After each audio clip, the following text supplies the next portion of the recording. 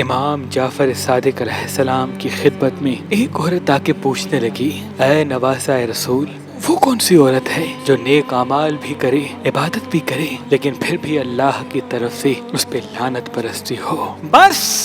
جیسے ہی یہ پوچھا گیا تو امام جعفر صادق علیہ السلام نے فرمایا، وہ عورت جو محرم کے ایام میں بے پردہ ہو کر گھومتی ہے یا خوشبو لگاتی ہے جس خوشبو سے نامحرم اس کی طرف متوجہ ہوتے ہوں، تو یہی وہ عورت ہے جو چاہے کتنے بھی نیک اعمال کر دے لیکن اللہ کی دربار سے اسے کچھ اجر نہیں ملتا۔ یاد رکھنا،